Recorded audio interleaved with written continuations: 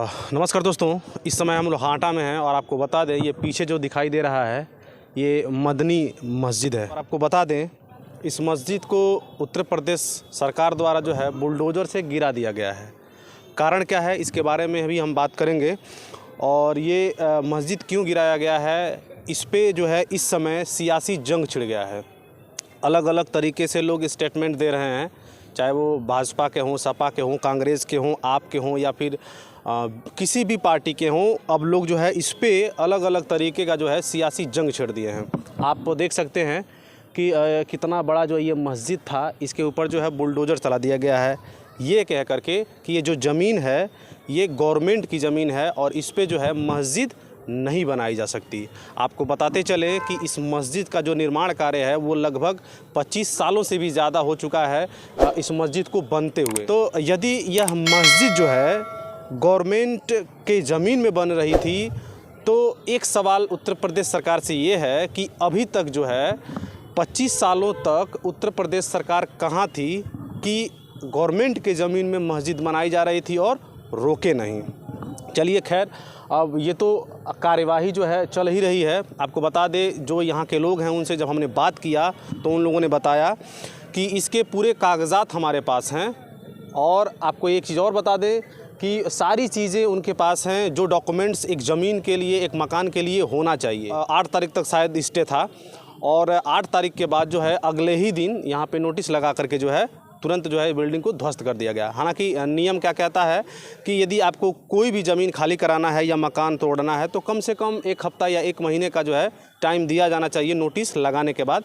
हालांकि यहाँ पे जो लोग थे उनसे हमने बात किया तो बता रहे हैं कि पुलिस आई, तुरंत नोटिस चिपकाई इस पे और फ़ोटो खींच करके लेके चली गई। हालांकि इनके मस्जिद के अंदर जो है आसपास जो है सीसीटीवी कैमरे लगे हुए थे, उनके तार भी जो है काट दिए गए ताकि कोई भी रिकॉर्डिंग उसके अंदर ना रह पाए कि किस तरह से जो है नोटिस लगा और किस तरह से फ़ोटो खींच के ले जाया गया और उसको तुरंत तोड़ दिया गया। आपको बताते चलें कि इस बिल्डिंग को आप देख सकते होंगे ये 1 दिन, 1 महीने या 1 साल में बन के तैयार नहीं हुआ होगा। इसको बनने में काफ़ी समय लग गया होगा और जब बिल्डिंग बन रही थी उस समय जो है आपत्ति करना चाहिए था, उस समय इस पर रोक लगाना चाहिए था। बिल्डिंग पूरी बन के तैयार हो गई है, उसके बाद जो है ये तोड़ा गया है। अब यहाँ पे सर्वे हो रहा है, काफ़ी दूर दूर से लोग आ रहे हैं सिर्फ ये देखने के लिए कि ये जो मस्जिद तोड़ा गया है आखिर में इसका कारण क्या है। अब जांच चल रही है, जांच में देखते हैं आगे क्या होने वाला है। हालांकि काफ़ी जो है नुकसान हुआ है यहाँ पे, अब जांच के बाद ही पता चल सकता है कि एक्चुअल में मैटर क्या है। तो अब सर सबसे पहले तो आप अपना नाम बताएं, अपना परिचय दें और इस पे आप हमें बताएं कि ये मुद्दा क्या है, मैटर क्या है और क्यों तोड़ा गया इसको। सर मुद्दा कुछ नहीं है। सबसे पहले मैं बता दूं मेरा नाम खुर्शीद खान है। जी। मैं गोरखपुर का एक समाज सेवी हूँ। चाहे मंदिर हो चाहे मस्जिद हो, बिल्कुल मैं दोनों के तोड़ने के खिलाफ हूँ। बिल्कुल, बहुत अच्छी बात। सबसे पहले किसी की आस्था के साथ खिलवाड़ करना पूरे देश में, मैं प्रदेश की बात नहीं, गोरखपुर मदनी की बात नहीं कर रहा हूँ, कुशीनगर की, पूरे देश के मंदिरों को बात कर रहा हूँ। आज तक कितने मंदिर मस्जिद जो अपने ज़मीन या कब्जा की है ज़मीन पे बनी है और बनी है तो क्या सभी का नक्शा पास हुआ है कि नहीं। अगर नहीं हुआ है, अगर इसका नक्शा गलत है तो मेरा मानना ज़्यादा नहीं दूर जाइए, अपने ज़िले अपने तहसील में जितनी मंदिर मस्जिद हैं सबका कागज़ देखें, मंदिर का नक्शा पास हुआ है कि नहीं, क्या कब्जा किया हुआ सरकारी ज़मीन बना है मंदिर और मस्जिद। अगर गलत है तो एक के साथ सब, अगर गलत है तो सबके साथ इंसाफ होना चाहिए। और दूसरी बात, ठीक है उन्होंने जो भी किया, कायरता पर किया, प्रशासन ने जो भी किया, रामायण हुआ, कुरान हुआ, सबसे पहले वो ऐसी किताब होती है कि लोगों के दिलों में बसती है। ये जब मदनी मस्जिद ध्वस्तीकरण हुआ तो यहाँ तक जो मुसलमानों की पाक किताब कुरान होती है का निकालने तक का मौका नहीं दिया। ठीक है ज़मीन गलत थी, निर्माण गलत था, लेकिन जो कुरान के साथ उन्होंने निकालने का मौका नहीं दिया। मैं आपके चैनल से मार्फत ये करना चाहता हूँ, चाहे प्रशासन का कोई भी अधिकारी हो, छोटा है या बड़ा, क्या उसने अगर मौका नहीं दिया सबसे कायरतापूर्ण का, क्योंकि ईश्वर भगवान अल्लाह, लोग कहते हैं भगवान, हम कहते हैं अल्लाह, अलग बटा नहीं है, बांटने वाले हमारे नेता जो ठेकेदार, बिल्कुल बिल्कुल बिल्कुल समाज के ठेकेदार हैं। अगर मदनी के लिए कहते अवैध है तो बाकी ज़िले में गांव में जाके पता कर ले कितनी मंदिर मस्जिद कब्रिस्तान जो भी बने हैं अवैध है कि नक्शा पास नहीं हुआ। पहले नक्शा पास होता, मान लीजिए इसका टाउन एरिया में पहले नक्शा बनता था, नहीं बनता था, ठीक है। ये बताया जा रहा है कि ये लगभग 25 साल हो चुका है, इसको 25 साल से इसका निर्माण कार्य चालू है।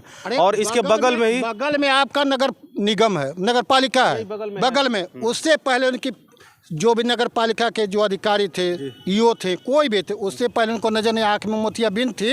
अच्छा, हाँ, ये भी बात तो सही है। तो 25 साल मोतियाबिंद थी। अरे एक झोपड़ी नहीं थी, पूरी मस्जिद बन रही थी 29 डिसमिल में। ये दिसंबर की बात है ना, ठीक है। दिसंबर में उन्होंने जो भी नेता समाज सेवी हों चाहे धर्म सेवी हों, कोई हो, मैं किसी के खिलाफ नहीं बोलना, बस यही कहता हूँ कि अगर मस्जिद मस्जिद गलत है तो मेरा मानना है कि शासन प्रशासन से पूरे ज़िले की मस्जिद मंदिर का सबका नक्शा देखें कि कब्जा किए हुई ज़मीन पे है कि अपनी खरीदी हुई ज़मीन पे है, नक्शा पास हुआ है कि नहीं। नगर नहीं है तो सबके साथ बराबर इंसाफ होना चाहिए। किसी एक कौम को नहीं कहता हूँ, जो बिजनेस किया गलत किया, सही किया मैं नहीं बोला, लेकिन जो है वो गलत है। भाई साहब का कहने का मतलब ये है कि बगल में नगर पालिका है, 20 मीटर की दूरी पे भी नहीं होगा। मैं दिखाना चाहता हूँ आपको, ये बगल में है, ये मस्जिद है और ये जो है नगर पालिका है। 10-20 मीटर की दूरी पे होगा जहाँ से मस्जिद है। 25 साल बता रहे हैं लोग, सन 1999 से इसका निर्माण कार्य चालू था। बीच में कई बार ऐसी बाधाएं आई, लेकिन ये नौबत नहीं था जो अभी इस समय है। तो यदि 25 सालों में नगर पालिका पास रहते हुए वो ये नहीं प्रूफ कर पाया कि ये सरकारी ज़मीन में है या फिर जो बनवा रहे हैं वो लिए हैं, उनके पास कागज़ है, तो फिर 25 साल के बाद डायरेक्ट कैसे ये कह सकती है कि ये जो मस्जिद बना है ये गलत तरीके से और गलत ज़मीन में बनाया गया है। हालांकि इसके ऊपर ज़्यादा डिबेट करना, ज़्यादा बहस करना ये उचित नहीं है, लेकिन एक चीज़ तो तय है कि यदि यह गलत तरीके से बनाया गया था तो 25 सालों तक सरकार कहाँ थी, क्या कर रही थी। किसी के जब जाती है प्रशासन कोई भी, तो उसको घर से सामान निकालने का मौका दिया जाता है कि भाई आप सामान निकालो। लेकिन जो पवित्र कुरान जो था इसमें, यहाँ तक कि उन्होंने प्रशासन ने निकालने का मौका नहीं दिया। मैं यही कहता हूँ कि अगर यही मंदिर में अगर हुआ रहता, अगर गीता रहता, भागवत रहता, अगर इसके साथ होता तो क्या हिंदू भाई खामोश रहते।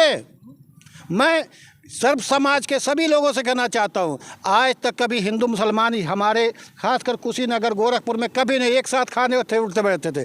लेकिन कुछ सियासत के चमचे, कुछ इस देश में, इस प्रदेश में, इस ज़िले में, समाज में जहर घोलने वाले लोग होते हैं जो अपने फ़ायदे के लिए, स्वयं अपने फ़ायदे के लिए पूरे समाज पूरे देश को गंदा बना देते हैं, संप्रदाय में घोलना चाहते हैं। आप पता कर लीजिएगा, यहाँ तो है, आसपास के ज़िलों में देख लीजिए, जो भी किया उसकी निंदा करते हैं लोग, खासकर कुशीनगर प्रशासन के खिलाफ कि कम से कम ठीक है, आपके मायने में गलत था, हमारे मायने में सही था, उनके मायने में गलत था। मेरा मानना है कम से कम सामान और कुरान निकालने का मौका दिया जाना चाहिए था। प्रशासन कुछ नहीं, नोटिस वोटिस कुछ नहीं देती है, सीधी बात है। हमने भी न्यूज़ देख रहे हैं, सब कुछ दे रहे हैं। जो बड़े चैनल वाले हैं बैठ के तो भोंकते हैं, आके कम से कम ग्राउंड तो रिपोर्ट तो देख लें, क्या सच्चाई है क्या नहीं है। आपको बता दें कि जो बड़े न्यूज़ चैनल वाले हैं यहाँ पे आए नहीं, लेकिन इसके बारे में उनके पास ऐसी ऐसी जानकारियाँ हैं जो हाटा के रहने वाले लोगों के पास नहीं है, जिन्होंने मस्जिद बनाया उनके पास नहीं है, लेकिन वो जानकारियाँ उनके पास हैं। यहाँ पे आएँ, ग्राउंड पे आएँ, आकर के यहाँ रिपोर्टिंग करें, ये चीज़ें दिखाएं, तब न समझ में आएगा। यहाँ के लोगों से मिलें, उनसे बात करें, तब न समझ में आएगा सही क्या है गलत क्या है।